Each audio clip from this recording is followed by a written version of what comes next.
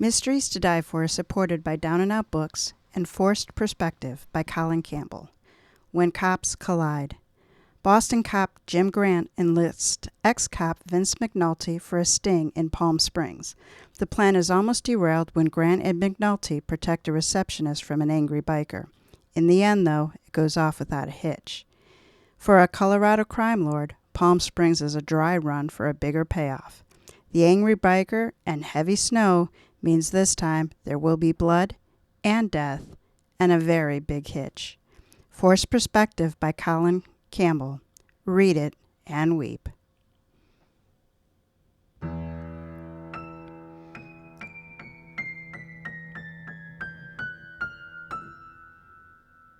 Welcome to Mysteries to Die For.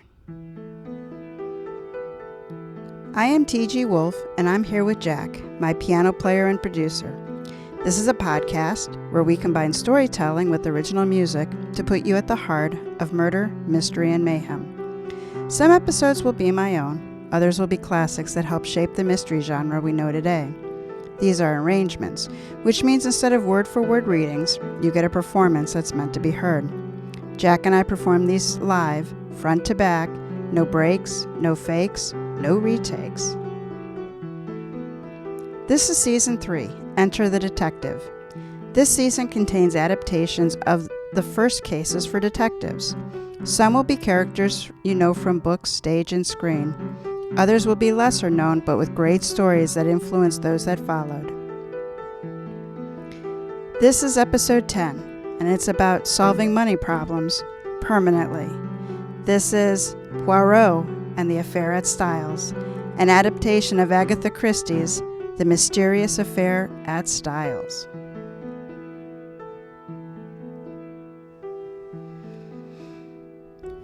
Well, Jack, of all the adaptations we've done so far, I will admit that this one intimidated me. I mean, we've made adaptations of some of the greats, but Agatha Christie is definitely top of the food chain. And it took me some time to figure out how to approach it. In the end, I wrote the story from the perspective of a fan. I love Agatha Christie's stories, and I hope that comes through. The murder weapon in this first Poirot mystery is strychnine, a poison. I don't know much about poison, so I thought we would explore a little. The word poison evolved from the Latin, I'm going to say it, potio, which means potion. Then it evolved through Old French to poisson, which does not mean fish, but magic potion, and then to Middle English, where it started being pronounced as poison and denoted a harmful medicinal draught. The current common definition from the Oxford Language Dictionary is, quote, a substance that is capable of causing illness or death of a living organism when introduced or absorbed. Think about how many things, Jack, fit that definition but aren't labeled as poison. Do you think fewer people would try meth if it was called poison instead of ice? I don't think he's listening, even though he's playing. What am I supposed to say to that? What am I supposed to say about the crystal meth question, huh? I don't know. Like, do you think that things, if they didn't have such nice names, like would you, shoot bleach into your veins? Like, no, it's bleach. Like, it's horrible. But so you call it something nice, and people are like, oh, yeah, let me ingest just, that. Try a little methamphetamine, just for fun, Huh? Just try it a little out, just smoke. It's fine, Mom. It's just one time. It's just fine. It's just one. I did find other crystal. Definitions. So in chemistry, poison is a substance that reduces the activity of a catalyst. And in physics, poison is an additive or impurity in a nuclear reactor that slows a reaction by absorbing neutrons. I thought that these were interesting takes on the idea of a poison as a substance that disrupts the existence or the process of the thing it's introduced to. So, like many poisons, strychnine is naturally occurring. Strychnos is a genus of flowering plant that includes trees and thick vines. The source I used identified 53 species in the genus. One of those was Strychnos nux vomica. I apparently can speak Latin as well as I can speak French. And it's a tree native to the tropical Asia The Nux vomica tree is a full leafy tree with pretty fruit. And there's... Hold on. I have to stop you because I'm going to be honest with you. I haven't been paying attention. Why are we talking about fruits? because the seeds of the Nux vomica tree are 1.5% strychnine. That doesn't answer my question. Why we're talking about fruit? I said, why are we talking about fruit? Well, the seeds are actually strychnine. Yes. Yes, that explains why Agatha So Christie... strychnine was the poison used in this murder we're about to read. Oh. And so I was diving into where it came from, and it is naturally occurring. It comes from a seed. And it's a neurotoxin, and it targets the motor nerve fibers in the spinal cord that control muscle contraction. So the strychnine disrupts the normal process for signaling muscle movement, making activation easier, which causes spastic muscle contractions. You know how on commercials for pharmaceuticals, they list like all those side effects it could have? This stuff's pretty nasty. These are just the ones that I could pronounce. Seizures, hyperthermia, rapid heartbeat, hypertension, rapid breathing, cyanosis, that's when you turn blue, sweating, facial spasms, back spasms, and yeah, there was a whole other list I couldn't pronounce. The mechanisms of death, how you actually die from strychnine poisoning, are cardiac arrest, respiratory failure, organ failure, or brain damage. All lovely ways to die. Not surprisingly, strychnine was used as a rat and other animal poison, but just as much, strychnine was used and still is used as a medicinal ingredient in elixirs. So modern medicine moved away from strychnine decades ago, like 100 years ago, but homeopathic remedies still use it.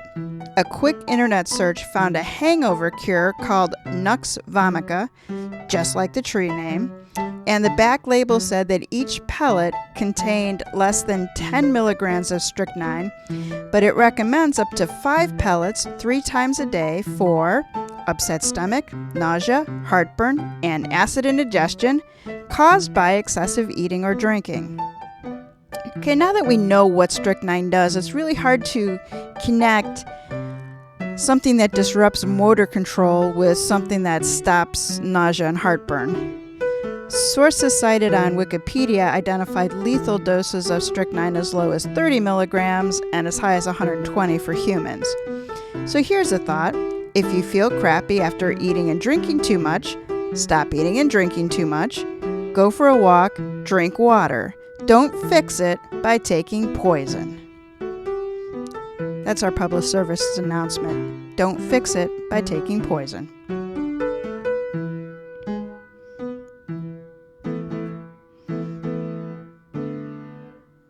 It's your turn, Jack. I was just jamming out. Anyway, Agatha Christie was born... Agatha Christie was born Agatha Mary Clarissa Miller in 1890. Jesus. Jesus. She was born and raised in the seaside town of Turkey on the English Channel and Devon. That's Turkey, right? That's how you pronounce it. I don't know how to say it. I guess I should have looked that part up. Turkey. She was the youngest of 3, several years younger. I'm having issues, brain. She was the youngest of 3, several years younger than her siblings. Her father was American and homeschooled his daughter. Her father, who had been sickly, died when she was 11. Sucks. I'm not going to go into all of Agatha Christie's stories and books. Instead, we picked some of the things we found more interesting. We say we, but we both know that I'm like the dad on Christmas who has just as surprised at what the kids get for Christmas as the kids are. You know, when she was 5, Agatha Christie's family moved to France as a part of managing some financial difficulties. Wow, I totally already knew that. When she was 20, she and her mother went to Cairo, Egypt for 3 months, where she was exposed to local archaeological sites. Because that's important. Yes, it's very important. During World War I, she worked with the Voluntary Aid Detachment in a Red Cross hospital near her hometown of turkey. Funny, in today's story, a character named Cynthia Murdoch does the same thing. In the war, there were Belgian refugees living across England, including chicken. These transplanted men and women were her models for Hercule Poirot. In December of 1926, Agatha Christie disappeared for 11 days as she and her husband were splitting. She left home without a word, and her car was discovered the following morning. The entire country was looking for her. She was discovered at a hotel in Yorkshire, suffering from memory loss. She never talked about this time, leading to conspiracy theories and a negative public reaction. That's, out of all the things you listed, it was like, she moved to France when she was 5. There were, a lot of her inspiration came from, refugees. She disappeared for 11 days. No one knows what happened to her, and she suffered from memory loss. All just little quirky little things about her. Did you know she visited Egypt? She might have also seen Jesus when she disappeared for 11 days. Mom, I feel like these all weren't as important as each other. Maybe not. I thought the first ones, they all came back into her writing, and that makes sense because, especially when you're starting out, you write what you know, and this was her first book, so it made sense that if she was working in a hospital as the equivalent of a pharmacist, that there's a character in this book that does that. The whole thing with her disappearing, it's just, I guess it's kind of like a traffic accident where you just can't help but look, because I don't want to say it's cool because it's not cool. It's pretty frightening and everything, but you just read it and you're like, okay, that's something. Mm-hmm. All right, we are nearly ready to begin. Well, Jack, wait. When did she die? I didn't write that. It wasn't too long ago. Maybe it was like 1978. So, this happened when she was, 36, when she disappeared for 11 days? Yeah. And she died when? I want to say it was after I was born. I want to say, so it was maybe late 70s. Did she suffer any more from her memory loss stuff? Or was it just all one-time little There thing? wasn't a lot written about it. It was cited, there's a website, of course, dedicated to Agatha Christie, and then some of the Wikipedia stuff. And it made it sound like, I guess, depending on how you read it, that she was pretty emotionally distraught when her husband asked her for a divorce to marry another woman.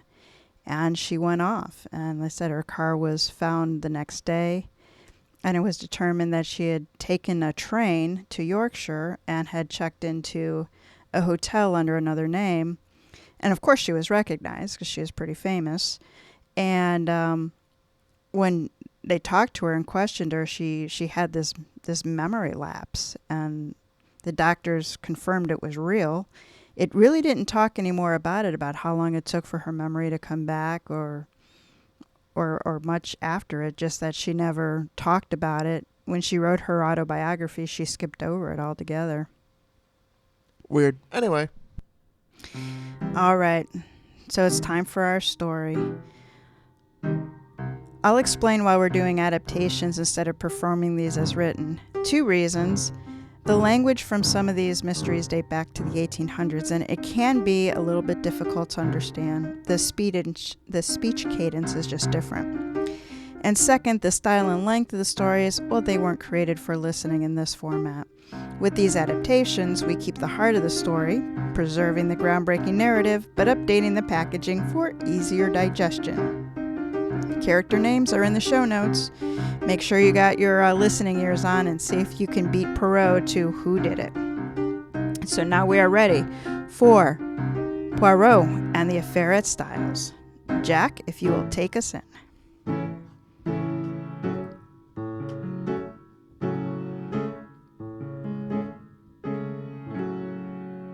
Chapter 1, Death Before Sunrise. The war waged on, but it felt like a world away from the country estate at Styles Court, and I was grateful for it. While I was proud of my work, and having achieved the rank of captain, I was in need of a respite. Thanks to the generosity of my friend, John Cavendish, I had found it. Or I had thought I had, until knocking and voices in the hallway pulled me from my slumber. Indistinct sounds of people moving hurriedly roused me from bed. I pulled on my robe and ventured out. My hallway, the west hallway, was empty. The demanding voices came from the other wing of the U-shaped floor. I rounded the corner, crossed the stairwell landing, and entered the east hall. "What's the matter?" I demanded as I rounded the corner and found John and his brother Lawrence outside their mother's door with one of the maids, a hearty woman named Dorcas. "It's Mother," John said. "She pulled the bell for Dorcas, but we can't get in. The door is locked." "Something's wrong," Dorcas said. "Something is dreadful wrong." A strangled cry came from within. John shook the door handle so vigorously, had it been a chicken, it would have been throttled. "We'll never get in," Lawrence said, holding the candle up to give his brother light. "What are we going to do?" "We'll have to break it down," John said, turning to us. "Wait, the connecting doors. Dorcas, does Mother lock the doors?" "The one to Miss Cynthia's room has always been bolted," she said. "I can't say about the door to her husband's room." "Alfred's it is." John leapt to the next door with us in his wake. "Dorcas, wake a maid and send for Dr. Wilkes," he ordered. Then he opened the door. Inside was pitch dark. Lawrence's candle gave us enough light to see that the room was unoccupied. "Where's Alfred?" I asked. "Who the devil cares?" John spat, as painful moaning came again.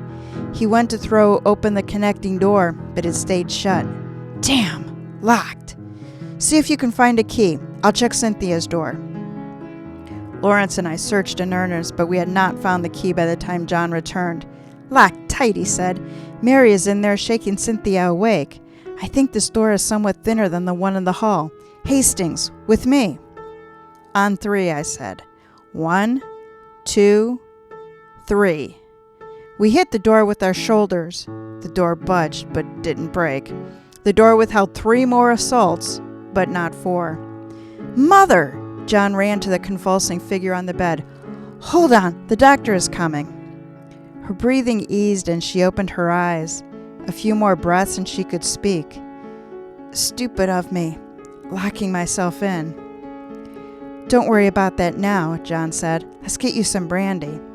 He looked around and found his wife in the doorway, her hands on the shoulders of a groggy Cynthia. "Cynthia is shaken," Mary Cavendish said. Cynthia did appear dazed. "Aunt Emily?" John ignored her, speaking to his wife. "Mary, get the good brandy. Hurry." Mary nodded and ran from the room. She returned quickly, too quickly for the brandy to have been downstairs. Then she pressed a glass of amber liquid to the ailing woman's lips. "That's it. Just a bit to calm you." Mrs. Inglethorpe slipped and then settled back against her pillows. Just as she looked to be over it all, she convulsed again, her face grimacing with the pain that racked her body. John and Mary held her down. "Where's the doctor?" John shouted. I stood in the back, horribly useless. The room was dark except for the light shed by the candle Lawrence carried, hovering behind his brother. A man hurried through the doorway. Dr. Bauerstein was a renowned physician and frequent guest at Styles. Mrs. Inglethorpe's gaze locked onto him. She fought through the seizure, her force of will pushing her lips to form the word, "Alfred! Alfred!" All of her energy evaporated and she dropped boneless on her bed. "Move aside," Bauerstein said calmly as he went to work. He bent to put his ear to her lips. He picked up her arms and moved them vigorously in what I recognized as artificial respiration. I glanced across the room. It wasn't yet 5 a.m. The first rays of light were only a thought on the horizon when Mrs. Inglethorpe died. Her doctor arrived and was met with the grim news. He shook his head sadly. I told Mrs. Inglethorpe she had to take it easy. Her heart wasn't strong. Not at all.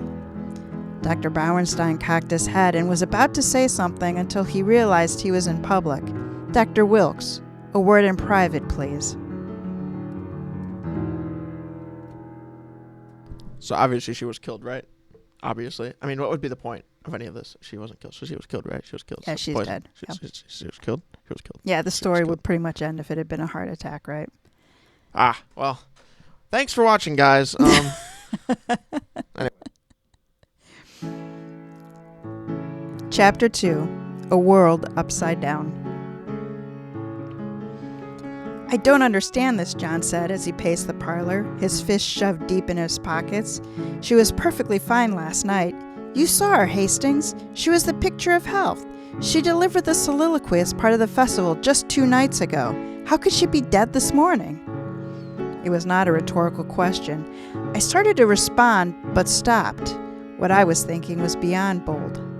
What is it, Hastings? John asked, my face betraying more than I wanted.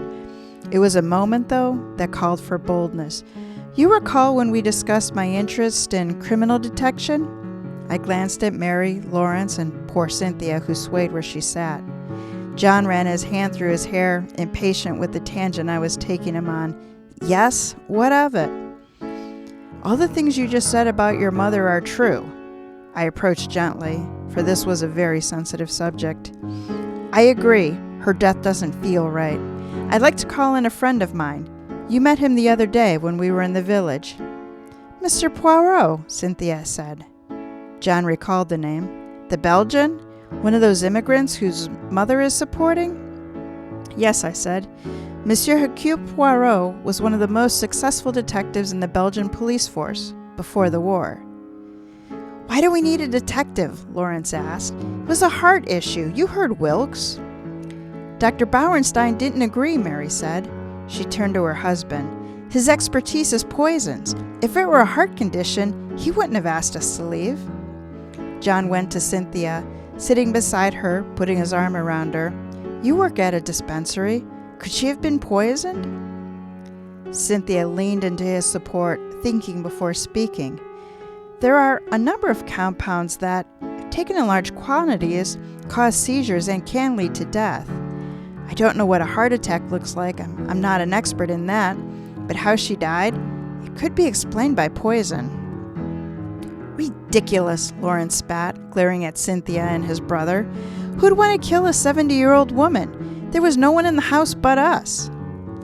John worried his lower lip and then rendered his decision. Bring your detective, he said to me, then turned to his family. If it wasn't her heart, we need to know. Lawrence threw up his hands. Then ask the doctors. I shall fetch him myself, I said, before there was further objections. I ran to my room and dressed. It's Lawrence. He did it. He killed him. It's Lawrence. That's your early bet. Your early bet is Lawrence. Well, is this her first ever mystery? Murder? The first time she's ever been killed? Well, no, you mean Agatha? Agatha Christie's. Because she has been known for writing extremely complicated ones. She writes very complicated ones. And she started off complicated off the bat. Okay, maybe it's not Lawrence. Fine. I'll hold my guesses till later. Okay. Less than an hour had passed from the time curiosity had roused me from my bed. I stood outside the house 7 displaced men shared.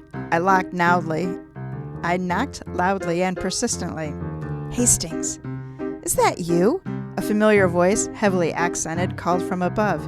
Yes, Poirot. I stepped back so he could see my face. You are needed right away. I wouldn't provide more information in such a public setting. Fortunately, there wasn't a need. Poirot would intuitively understand a need for him meant a crime had been committed. An immediate need meant the worst kind of crime, murder. And finally, as he knew I was staying at Styles Court, it certainly involved his benefactor. His shrewd-eyed narrow. Come in while I dress, mon ami. Tell me of the happenings. Seated in a comfortable chair in Poirot's room, I recounted the events from my leaving my room this morning to my arrival at his door. Did the doctors agree on a cause of death? He asked. They were still in conference when I left to find you, I said. I'm certain Dr. Bauerstein suspects poisoning. He's an expert, you know. Poirot shrugged into his immaculate shirt. How did it happen that this expert arrived before Mrs. Inglethorpe's own physician? My jaw hung open. I don't know. Don't fret about it, he said. Poirot will learn all. Tell me about the characters in the drama I'm about to enter. John Cavendish is a friend of mine, I said, making it clear where my loyalties laid. He is about 45. His mother died when he and his brother were boys. His father remarried Mrs. Emily Cavendish, and she was the only mother they knew. When his father died, his will left Styles Court for her use during her lifetime. Now that she has passed, John will inherit the manor. Very good, Poirot said. So there is not a money issue. Actually, there is, I said uncomfortably. I felt like I was betraying a confidence, but Poirot would find out eventually. It was better coming from me. John told me the other day that he was pinched. His mother had been good to him before she remarried. Poirot gave a knowing little smile. Ah, the inserted new husband. Mr. Alfred Inglethorpe came to Styles as a secretary. He married his employer only 8 weeks ago. The man is very unusual. He is about 50, with dark hair and a long black beard. He dresses most unusually. I can't get a read on him, to be honest. He doesn't talk much unless he's fawning over his wife. You say fawning with distaste, Hastings? I do, I said. Oh, he says the right things and all, but it feels contrived. The entire household feels the same. Mrs. Inglethorpe's companion, a Miss Evie Howard, was the only outspoken one. Now she parted with her employer over him. She wrote me earlier this week, all but begging me to watch over Mrs. Inglethorpe. She is relentless in her conviction that Alfred Inglethorpe was after his wife's money. Poirot nodded, and there is a younger brother? Yes, I said, Lawrence Cavendish. He is about 40 and the opposite of his brother. He began studying as a physician but never finished. He fancies himself a poet. He certainly has a creative spirit, but it is housed in the most indecisive soul I have ever met. As the second son, would he have inherited? Poirot asked. Not Styles Court, I said. Not unless something happens to John. His father provided for his future in his will, but, according to John, Lawrence has spent through much of it publishing his poetry. Poetry, Poirot repeated. And are there others? 2 ladies. Mrs. Mary Cavendish. She is alternately charming and cruel. An excellent tennis partner, she seems to prefer Dr. Bauerstein's company to her own husband. I did overhear a heated conversation between her and Mrs. Inglethorpe. Mary insisted her mother-in-law had something she should know about. Mrs. Inglethorpe didn't deny having it, but said it had nothing to do with Mary's concerns. Interesting, Poirot said. And did you learn what her concern was? I shook my head. Lastly is Miss Cynthia Murdoch. She is a ward of Miss Inglethorpe's and refers to her as Aunt Emily, although I do not believe there is a blood relationship. She is the most sound sleeper I have ever met. She would have slept through everything this morning if Mary hadn't roused her. Cynthia works at the Red Cross Hospital, in the hospital dispensary. She's in her 20s and is an intelligent, happy person. Lawrence and I visited her at work. There were more bottles in that room than I knew existed. Some of which were poison? Poirot asked. Well, I assume so, I said. You'll have to ask Cynthia. So I shall. Poirot tugged on his vest and turned around. He was dressed as precisely as I remembered. His small 5'4" frame excellently displayed the gray suit with coordinating vest, which was perfectly tailored, his tie perfectly knotted, his pants perfectly pressed. He still carried his egg-shaped head tilted a little to one side, decorated with a perfectly waxed handlebar mustache. While Poirot was no longer in the prime of his life, it grieved me more to see that the brilliant man now walked with a limp. With those 2 exceptions, he was every bit the unassuming, formidable man that I had known. I'm ready to visit your Styles, Hastings.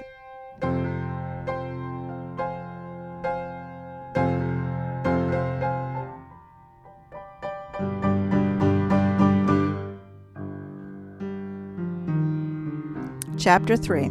The Last Night. Please, madame, do not disturb anything. Poirot inserted himself between Dorcas and the coffee cups left from the previous night. He turned to the room of expectant faces. I thank you all for assembling. I would like you to walk me through last night's dinner, s'il vous plaît. John naturally took the lead. We ate supper together as usual. Mother was bothered by something. She was quieter than normal. After the meal, she asked Mary to bring her coffee into the boudoir. She had some letters she wanted to finish. I went to the library to take care of some business myself. I saw her into the boudoir, went into the library, and remained there until I spotted Dr. Bauerstein through the window some minutes later. I went to the kitchen for the coffee tray cook prepared, Mary said. I brought it to the parlor. We normally have coffee after dinner. Lawrence, Cynthia, Alfred, and Captain Hastings were there when I arrived. It was a warm night, Cynthia said, rubbing her head. We were sitting in the open window, watching the sunset. Poirot leaned forward. Are you well, mademoiselle? Cynthia nodded, but continued rubbing her temple. My head is pounding. Perhaps the good Dorcas will bring you coffee with sugar, Poirot said, patting her hand. It is excellent for mal de tête. As Dorcas rose, Cynthia quickly said, No sugar, Dorcas. I never take sugar in coffee. Then she turned her attention back to the question at hand. Mary poured for me, Captain Hastings, and Lawrence. Alfred stirred from the high-backed chair where he sat with the countenance of a bereaved man. I poured the coffee for my dear Emily. I took it to the boudoir, but she asked me to leave it on the table in the hallway. She was nearly finished with her letters and preferred to take it up to bed. He set it on the small table, Lawrence said. I walked out of the parlor with him and heard the conversation as I began climbing the stairs. Alfred set the cup on the table and went back into the parlor, and I went to my room to write. Mary pointed to the uncleared coffee cups. We sat watching the sunset. Cynthia was there, Captain Hastings there, myself, and then Alfred. Then John came in with Dr. Bauerstein. I saw him through the window, John repeated. The man was a mess. I insisted he come in and join us. Poirot raised a finger. Pardon, Monsieur John, but what do you mean by a mess? Well, he was covered in mud, John said. Bauerstein said he found a rare variety of fern. It was on the edge of a pond, and he fell trying to get it. As hot as the day was, he was no longer wet, but caked in dry mud. He didn't stay long, and when he rose to leave, Alfred went with him. Alfred nodded. I needed to see our account manager in the village and decided to walk with the doctor. I told John I would take a latchkey so no one would have to wait up for me. In my haste, I forgot it, and so I spent the night in the village. He dropped his head into his hands. While my Emily was dying, I was sound asleep. My condolences, Monsieur Inglethorpe, Poirot said. Was it your wife's habit to take her coffee to bed? Not at all, he said, lifting his face. She had no set routine. Sometimes she had coffee in the parlor. Sometimes she had it in the boudoir, especially if she had a lot of correspondence. Ah, I see, Poirot said. Thank you. What happened after Monsieur and the doctor left? We continued chatting, Cynthia said, accepting coffee from Dorcas. That is, until Aunt Emily called for me. She needed stamps and wanted to post her letters immediately. I left the parlor to help her. Hastings and I rose when Cynthia did, John said. We saw Mother with her coffee cup in hand when she spoke to Cynthia, and then she carried it upstairs. That was the last time I saw her. Mary, Cynthia, and I all agreed on this final point. It was now that the two doctors entered the parlor. They pulled John away from us and spoke in hushed tones. The color drained from his face. They think she was poisoned, I whispered to Poirot. Oh yes, he said, and began inspection of the coffee cups. From each one he took a sample, put it in a test tube, and sealed it. He also dipped his finger into the residue and tasted it. At Cynthia's cup, his head came up sharply. Is something wrong, I asked. The mademoiselle said she does not take sugar in her coffee. No? Yes, I mean correct. That is what she said. What of it? Oh, the doctors are leaving, I said, and hastened to join the family. What did they say, John? John fell heavily into the nearest chair. There's to be an inquest. Neither would issue a death certificate. They suspect strychnine poisoning. The room was abuzz with questions and declarations. Only one cried, though. Dorcas, the maid.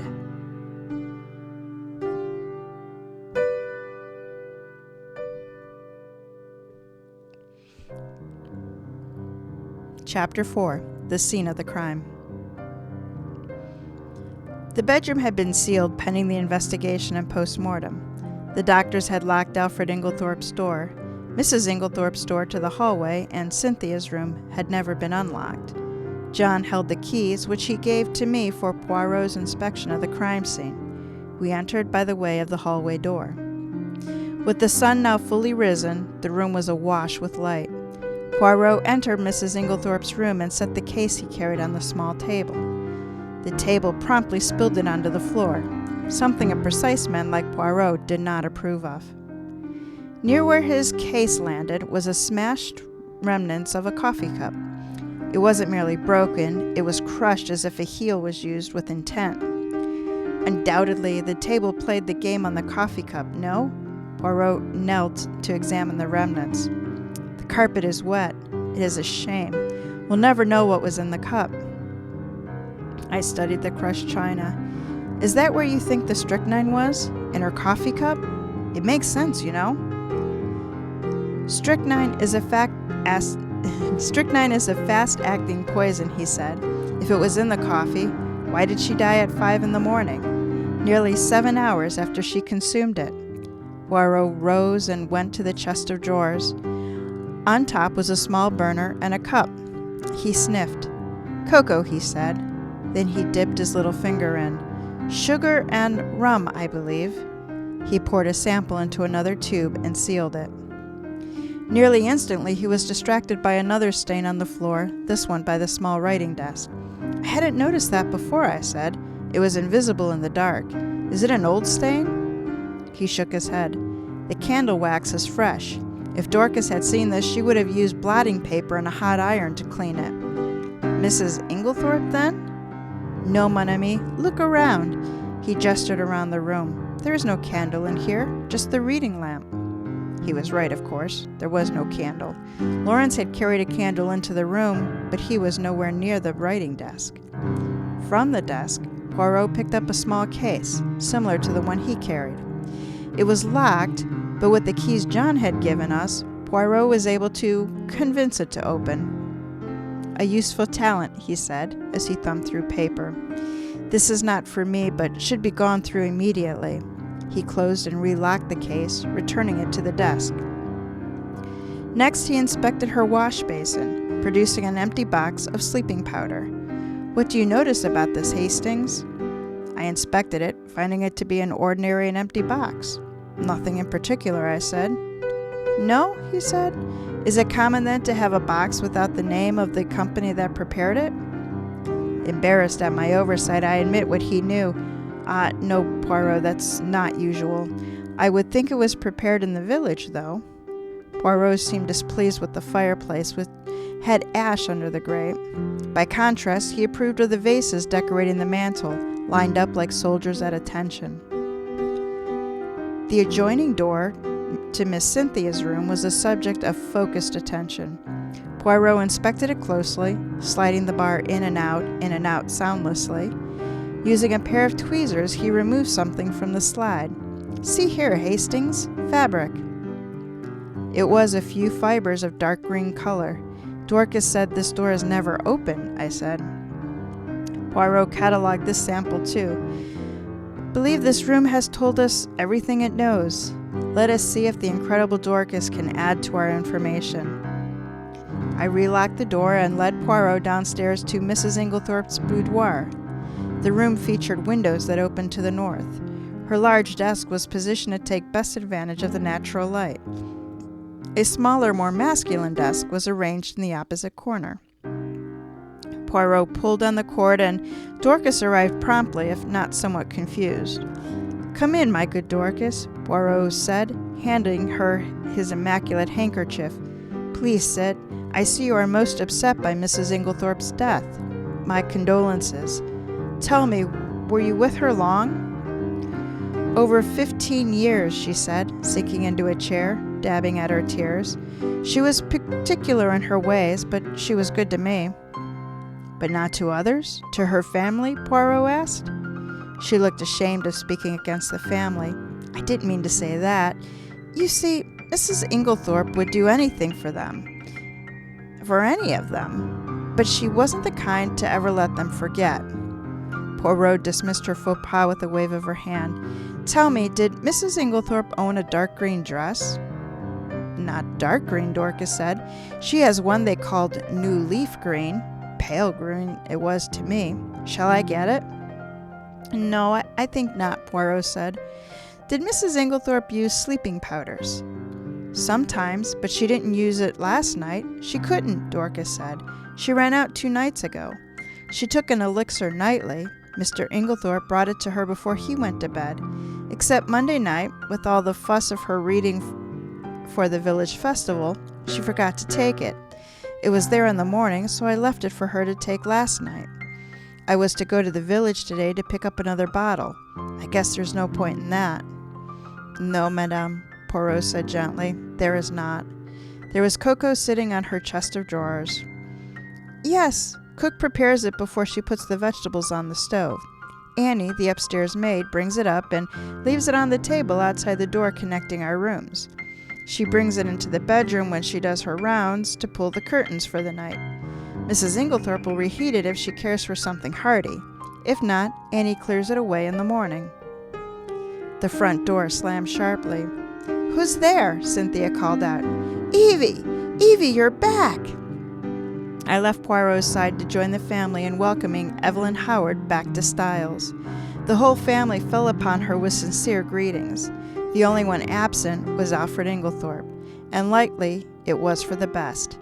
I take it that weasel is still in the house, Evie said to John. I don't know why you put up with it. It's not like I can have him arrested, John said diplomatically. And why not? He did it. I know he did it, she declared. Poirot subtly inserted himself into the throng. Pardon me, mademoiselle. How is it that you know Monsieur Inglethorpe killed his wife? Miss Evelyn Howard, I said, this is Monsieur Hercule Poirot. He is investigating the circumstances of Mrs. Inglethorpe's death, privately, of course. I see, she said, looking the great detective over from the top of his head to his impeccable shoes. It can't be a coincidence, Mr. Poirot, that Emily marries that bearded mongrel and is dead 8 weeks later. I don't believe in coincidence, so don't try to convince me. I do not believe in coincidence either, madame. Evie began to break down. I warned her. That there was no fool like an old fool. There was only one possible reason a man of his age would want a woman of horrors. I loved her, a voice said from above us. Alfred Inglethorpe stood at the top of the staircase. I saw Emily for the quick wit and tender heart she had, unlike all of you who live off her purse strings but give nothing for the lady holding them. Oh, a raucous broke out, with accusation and defending statements clashing in the air over the entryway. It was diffused when Alfred threw up his hands and retreated up the stairs. But to where, I don't know. The key to his own room was in my pocket. This is a good time for my exit, Poirot said to me. We have all we can learn from this house. It is time to broaden our search.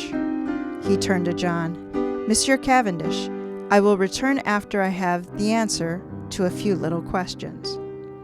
It's true then, John said, looking aghast. Mother was poisoned? By one of us? Poirot gave a slight bow. That is still to be determined, but if it is true, Hercule Poirot will prove it. Ça va?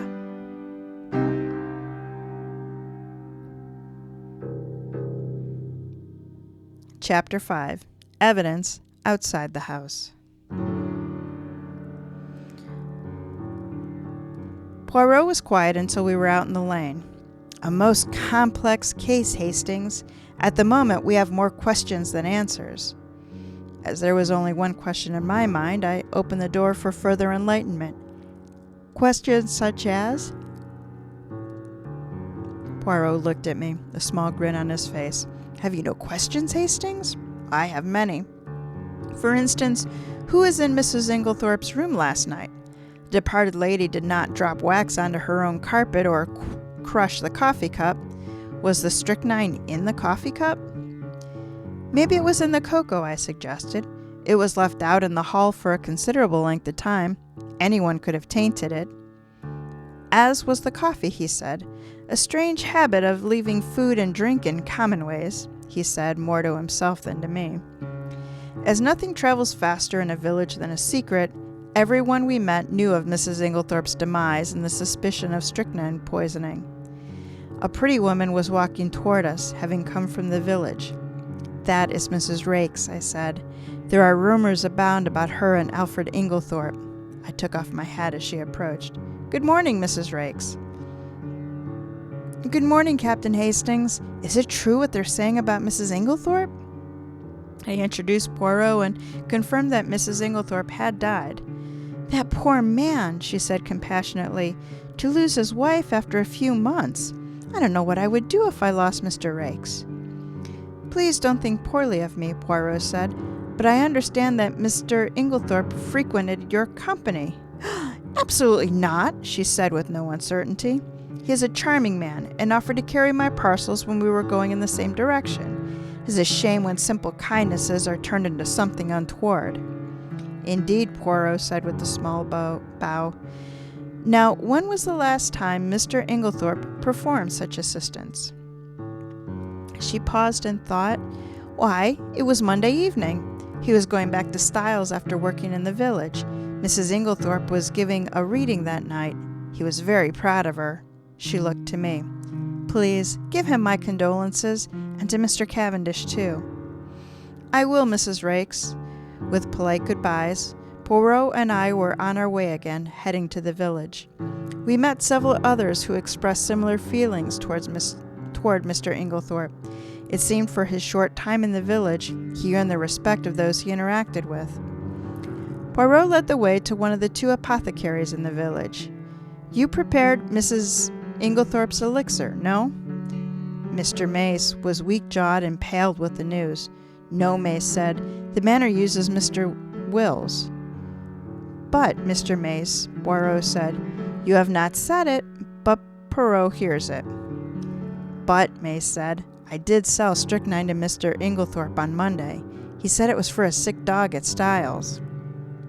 Poirot gave a small smile. "What time would this have been?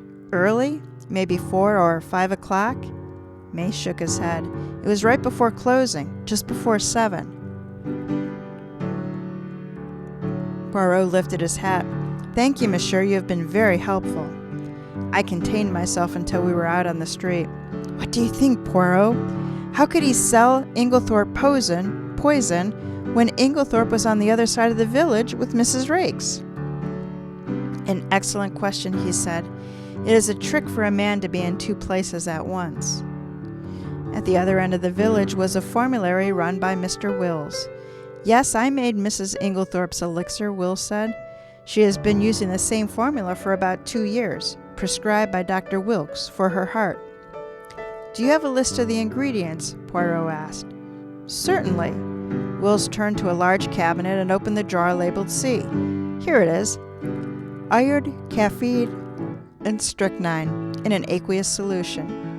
"Strychnine," I stammered. "It was in her medicine? Is it safe?" "At the prescribed quantities," Will said. "If taken all at once, it would be problematic." "Monsieur Wills, do you recall a case when a lady lost her life when the strychnine in her elixir precipitated into crystals?" "It has become a textbook case," Will said, turning to refile the card.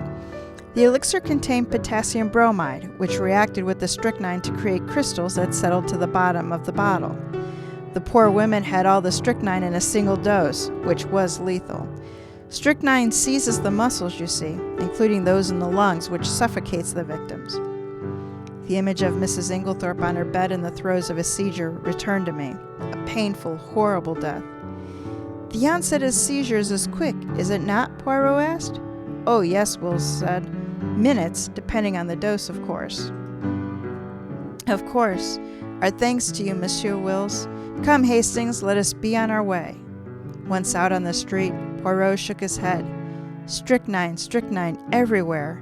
We are awash in it, Hastings."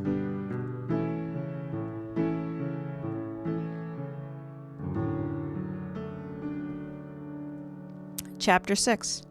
The Will, the Inquest, and 2 Arrests. Later that day, we returned to Styles, meeting John and Mrs. Inglethorpe's solicitor, who was also the coroner. We four returned to Mrs. Inglethorpe's boudoir to examine her documents. The solicitor coroner brought the will with him. After some gifts to Dorcas and the other staff, her fortune was left to John. Poirot looked at him with interest. Mother understood I would need it to run Styles Court, he said. My father left me the estate, but not the means to keep it. He left Lawrence enough to sustain himself and left it to my mother to take care of the rest. Tell me, Monsieur Cavendish, Poirot said, what would have happened had the will not provided the funds? I shudder to think, Monsieur Poirot. The solicitor coroner reviewed her desk. Is this all her papers? I expected a few more. Likely they're in her room, John said. She kept her important documents in her case. John led the way upstairs, unlocking her bedroom. He went directly to her desk and the case Poirot had examined that morning. Here you are. Wait, Poirot said sharply. You had the key to the case? I didn't need it, John said. It wasn't locked. Poirot froze and then broke into a blistering admonishment of himself. Poirot had locked the case. I saw him. He went to the fireplace, his hands on the mantel. I had never seen him so shaken. Literally, as he straightened the staggered vases in the manner of Okay, let's try that sentence again. As he straightened the staggered vases in the manner of his hands were shaking. I apologize, he said a few minutes later. I took it for granted the case would be safe within a locked room. That was not the case, and now something of great value is missing. What is missing? John asked. I do not know, Poirot said, but it was worth taking a great risk. The post-mortem confirmed death by strychnine poisoning and provided no direction on how it was administered. That continued to raise questions as the likeliest means did not coincide with the time of death. The day of the inquest came and the solicitor/coroner walked through the facts and the witnesses in an orderly fashion. Much was a repeat of what we'd already learned, both in terms of facts and personalities. Everyone in the house testified, including Evie Howard, who had no reservations about telling the jury that Alfred Inglethorpe was responsible. Inglethorpe denied every accusation leveled against him, but did not provide an accounting of his time on that Monday evening. It was as if the man was inviting Scotland Yard to arrest him. John did not come out unscathed as his inheritance was a topic of extended conversation, as was his current financial situation. The jury retired and came back with the verdict of willful murder against some person or persons unknown. Speaking of Scotland Yard, 2 inspectors were in the audience. Poirot intercepted them after the proceedings, introducing me to Detective Inspector James Japp. He, in turn, introduced us to his companion, Superintendent Summerhay. I hardly need to ask what you are doing here, gentlemen, Poirot said. No, monsieur, this case is pretty clear. Japp shrugged. You would think they know that we look first and hardest at the husband. You have a warrant? Poirot asked, then shook his head. It would be a mistake to arrest Monsieur Inglethorpe at this time. It would not last and thus not look favorably upon you. Japp raised a hand in silence to Summerhay. Do you have proof, Poirot? You know what your word means to me, but I need more. A short time later, we were convened again in Styles' parlor. The Scotland Yard officials introduced themselves and then put the question to Alfred Inglethorpe that he refused to answer on the stand. Where were you Monday evening from 4 until 8 in the evening? Alfred answered the same way as he did the coroner. I don't remember exactly. I believe I was out walking. It was a lovely day. Monsieur, Poirot interrupted, understand where you are standing. There has been leveled a great accusation against you. The truth is needed. If you do not provide it, I shall. Alfred jolted as Poirot had succeeded in surprising him, but he recovered and held his ground. As I said, I was walking. Japp and Summerhay turned to Poirot. He was walking with Mrs. Rakes, the wife of a local farmer. Mrs. Rakes will testify, and here are the names of 5 witnesses who saw them at the time he was supposedly purchasing strychnine. Alfred let out a long, sorrowful sigh. There are already rumors, untrue rumors. His gaze slid to his family members. My Emily is not yet buried. I had no interest in feeding that vulturous machine or damaging Mrs. Rake's reputation. Looks as if you lost one of your toys, Mary Cavendish said, her barb aimed at her husband, not Alfred. Poirot cocked his head. Madam, what is that costume you are wearing? Mary looked down at herself. She wore a white shirt and breeches with dark green overcoat. I run the estate dairy, she said. These are the clothes I wear. They aren't as elegant as my gowns, but they're more suited for the job. Your sleeve has a tear, Poirot said, pointing to the frayed tip in the material. She nodded. It's hard work. Something's always getting damaged. C'est la vie, as you would say. Jap and Summerhay asked many questions, covering ground already trampled. When John saw them to the door, Dorcas waved her handkerchief, getting mine and Poirot's attention. I had an idea, she said. In the attic is a chest of old clothes the young gentleman used to make costumes. There might be something in that would meet the description of green material. There was no great difficulty finding the trunk. Within was nothing that matched the fibers taken from Mrs. Inglethorpe's door, but there was something much more interesting. A fake black beard was at the bottom, trimmed to be a duplicate of Alfred Inglethorpe's. Someone impersonated him, I said. Poirot nodded. Exactly, Hastings. Now, the following day I walked to the village to meet Poirot and begin our day's work. As I approached his cottage, I met Mr. Wills from the apothecary, who informed me that Dr. Bauernstein had been arrested. I expected as much, Poirot said when I told him. He murdered Mrs. Inglethorpe? I said, utterly confused. No, mon ami. He was arrested for espionage. He is a spy, Poirot said.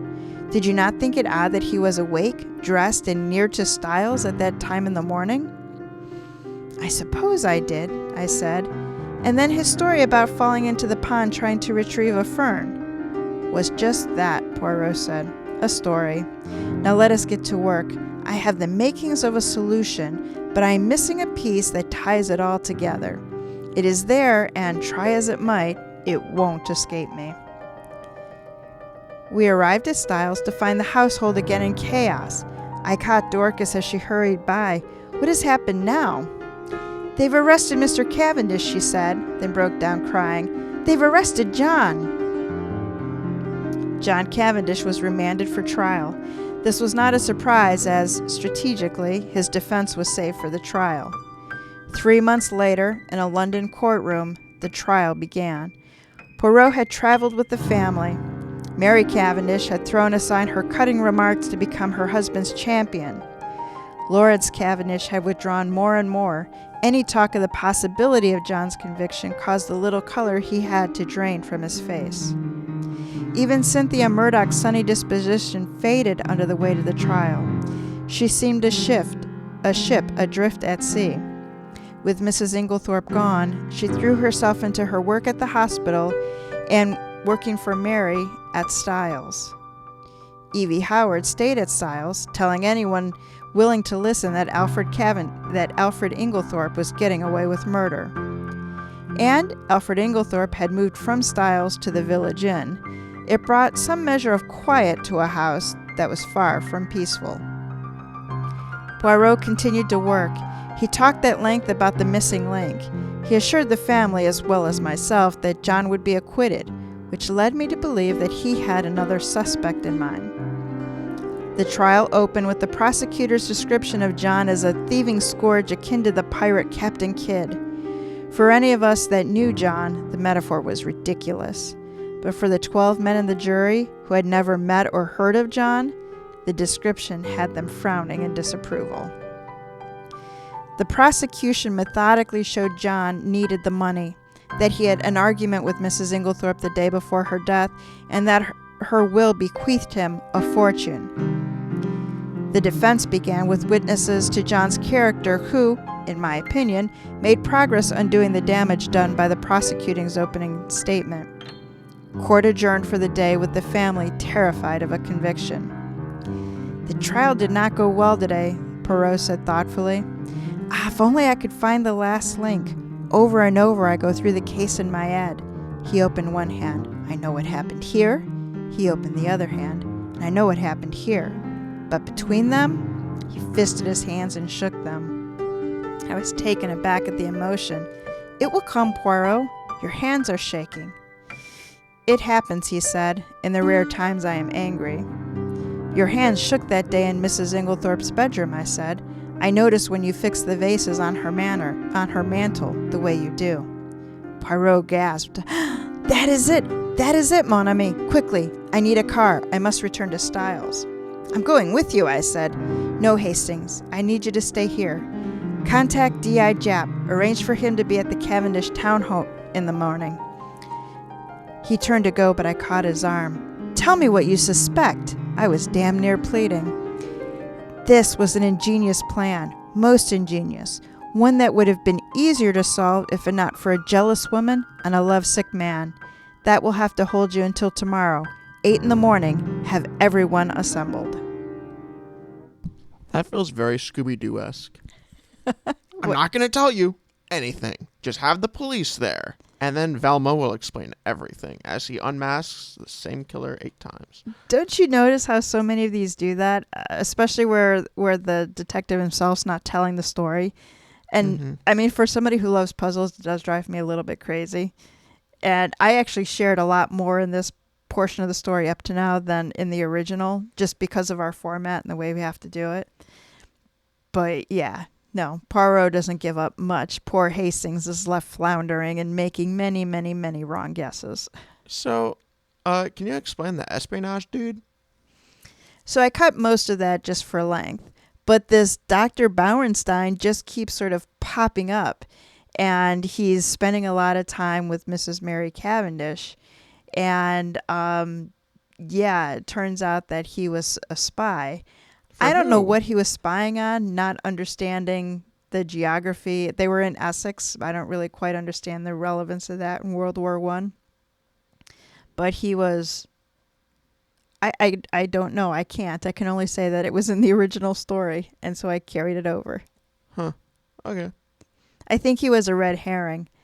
Since he skulks about so much, it was left that, it could have been Bauerstein because, he keeps popping up in weird places and it's like, he was arrested for something completely different. He was a spy. Completely different.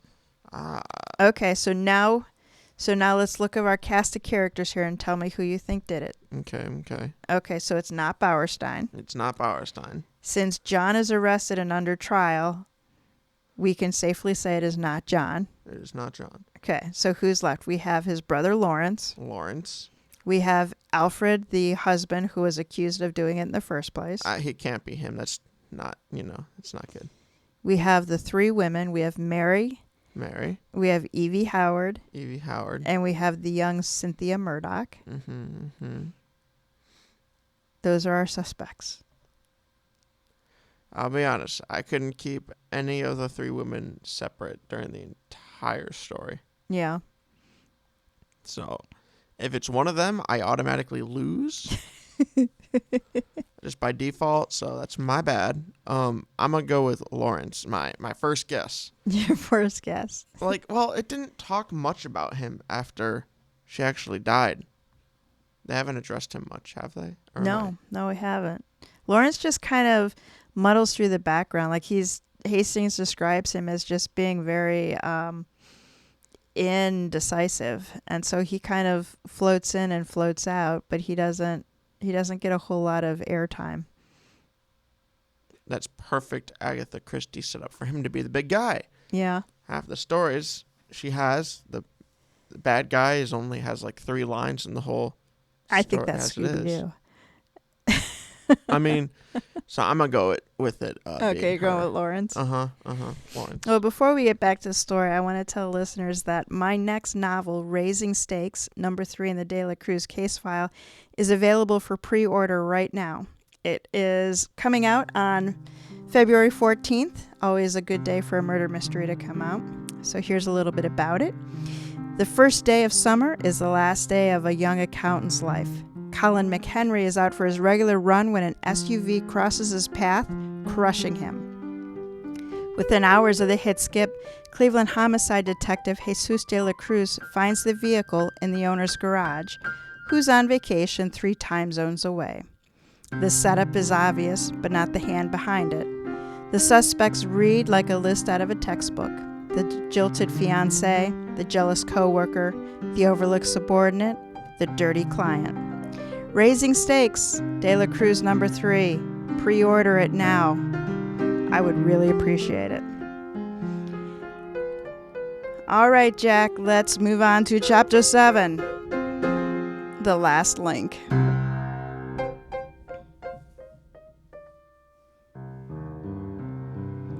The following morning, Superintendent Summerhay and Detective Inspector Japp were seated at one end of the parlor, sipping their coffees. The Cavendishes, Cynthia Murdoch, Evie Howard, and Alfred Englethorpe were spread across the remaining furniture, all tense and uncomfortable. "This is ridiculous, Captain Hastings," Evie Howard said, rising.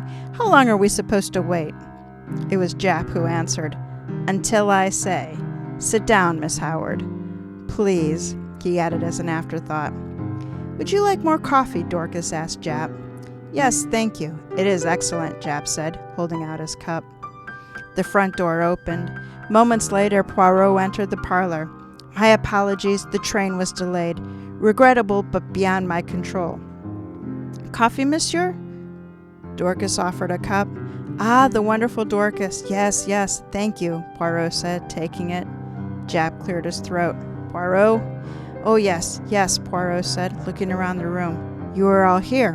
Bon, as I am here too, we can now shed light on this mysterious affair at Styles." He sipped and then set the coffee down. "It goes without saying that John Cavendish did not murder Mrs. Inglethorpe." Mary Cavendish jumped to her feet, pointing her finger at the Scotland Yard men. "As I told you to from day one." "And neither did you, madame," Poirot said. Mrs. Cavendish suspected that her husband was having an affair. She thought Mrs. Inglethorpe had proof of this and confronted her. The conversation Captain Hastings partially overheard. She was told the letter in question had nothing to do with her suspicions. But you didn't believe her, did you? Mary sank onto the couch. "I didn't," she said. "I was certain she was protecting John. I needed to know who he was seeing." She dropped her head to her chest. "And so," Poirot said, "you doctored Mrs. Inglethorpe and Mademoiselle Cynthia's coffees." "What?" Cynthia snapped, her hand to her throat. "You did what?" "An opioid caused you to sleep deeply, Miss Cynthia," Poirot explained. "So deeply, you slept through Madame entering your room and going through the connecting door into Mrs. Inglethorpe's room. She was looking through the desk when Mrs. Inglethorpe awoke. Startled to find someone in her room, she pulled the bell for Dorcas. You spilled the candle wax. You crushed the cup." "I did," Mary Cavendish said. "I did. She shouted at me and then she gasped. I hurried to leave. I knew she called Dorcas. I tried to get to the bathroom, but Dorcas was too fast. I was trapped in Cynthia's room." "Mary used the door?" Lawrence asked. "Not Cynthia?" Poirot nodded. "You saw the bolt was not in the normal position, Monsieur Lawrence. You incorrectly thought Cynthia had been in the room and put it back in place to protect her."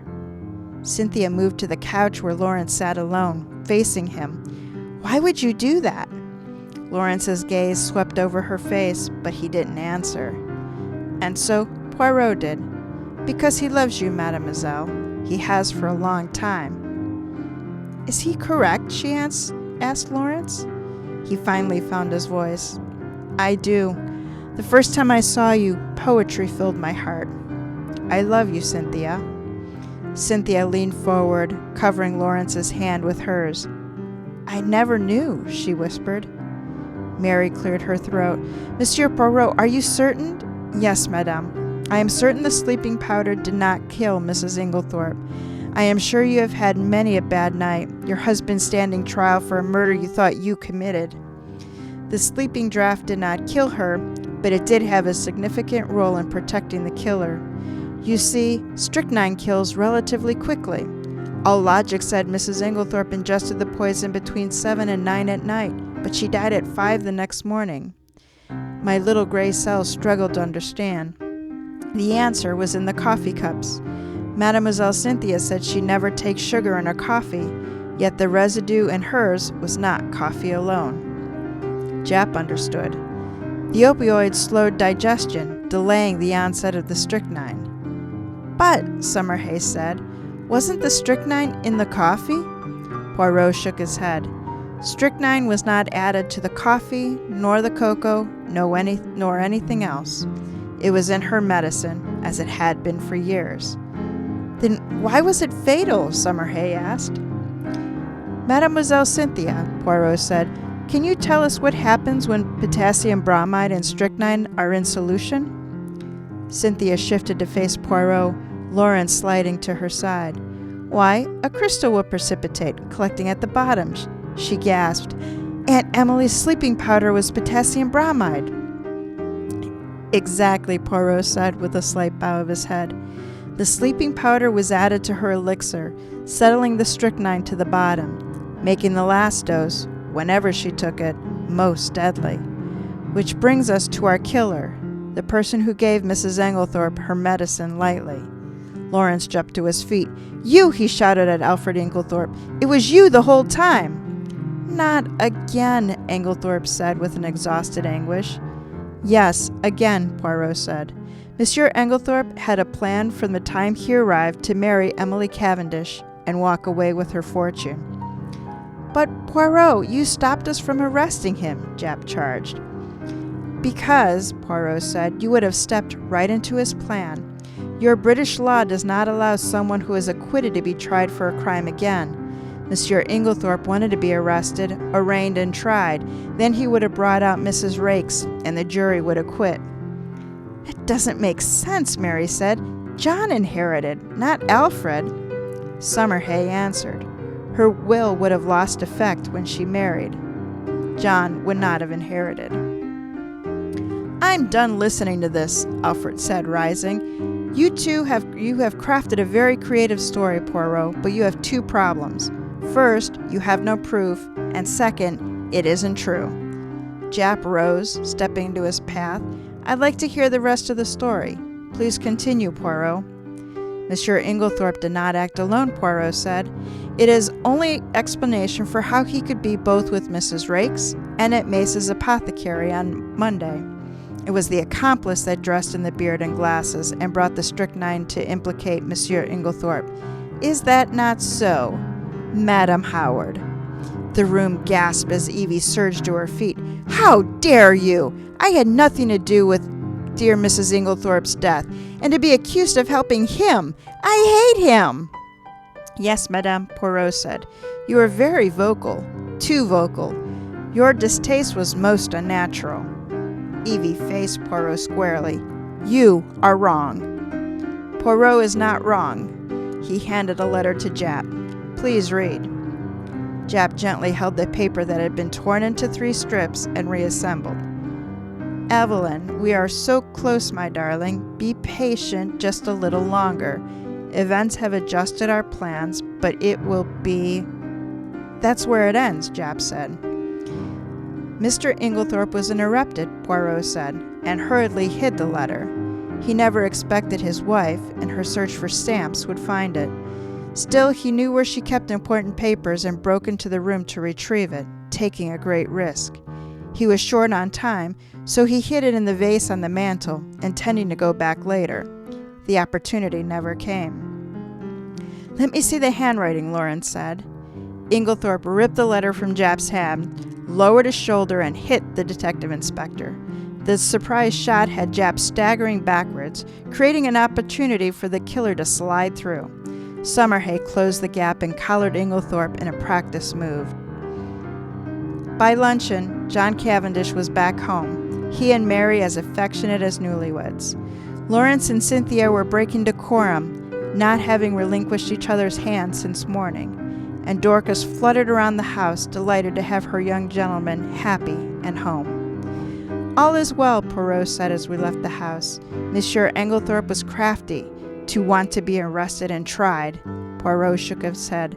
Who would think of such a thing? You did, I said. The once and still great Hercule Poirot. Not Lawrence.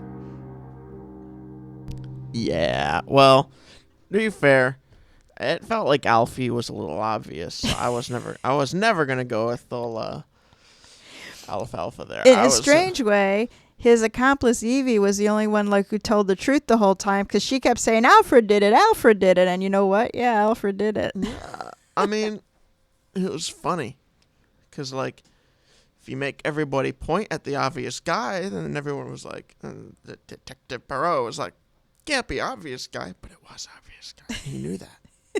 Because you want me to think that you think that I don't know what you think, but Exactly. All right, so let's check the logic of this. So I always love Agatha Christie's characters and the root of her mysteries. Like we just talked about, they are incredible. As a puzzle lover, I do take issues with the way she holds back information, make it virtually impossible for me to solve the puzzle alongside Poirot or Marple.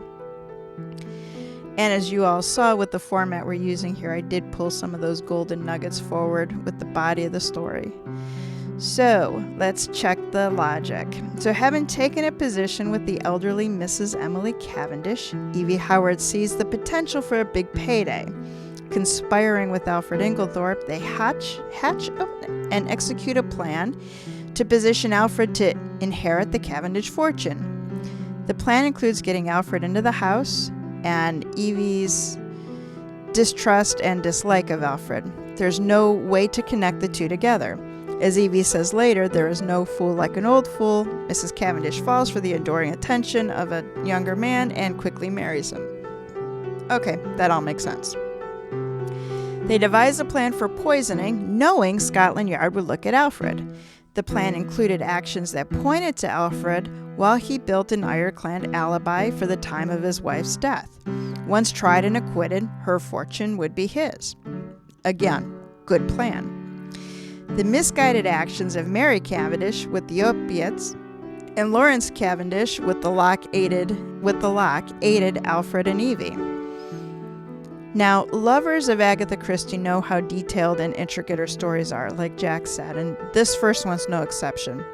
A number of subplots didn't make the cut for this podcast just for time, and that includes multiple and contradictory wills, Dr. Bauernstein spying, and Hastings' various and wrong ideas.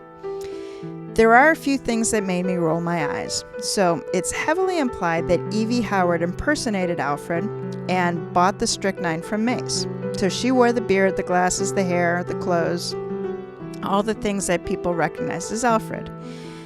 Okay, but Evie wasn't living at Styles when she impersonated Alfred, which means she brought the beard with her when she returned to Styles after Mrs. Inglethorpe's death. She not only brought the beard with her, but she went up to the attic and hid it under the dress-up clothes. Why? Why would she do that when she could have hidden it where she was living or where she was working?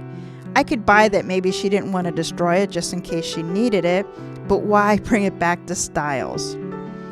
And then there is the letter that Alfred wrote to Evelyn. The first issue is that he wrote it at all. After establishing a clear disconnect between he and Evie, why would he write a letter that undid that work?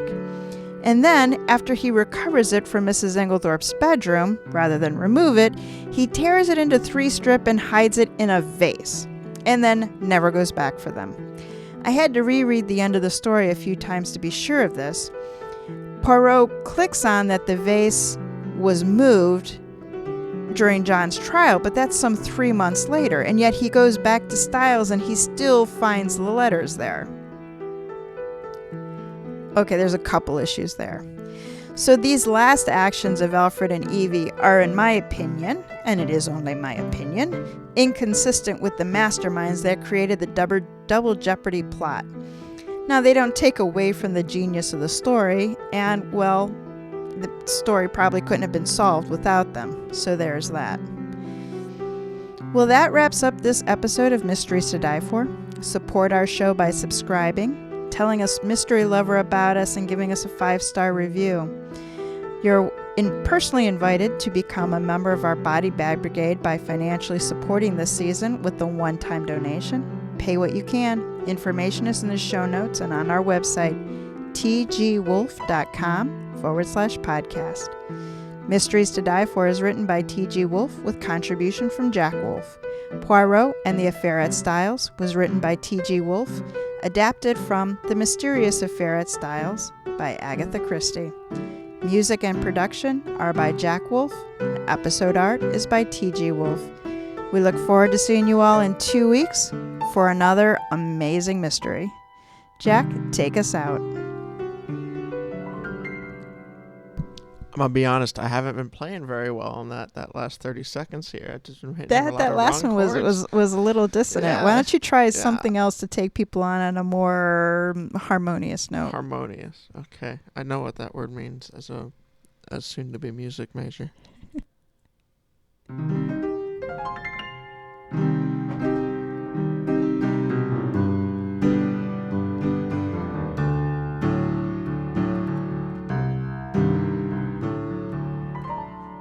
I'm just not doing this right, am I? All right, let's do a different chord.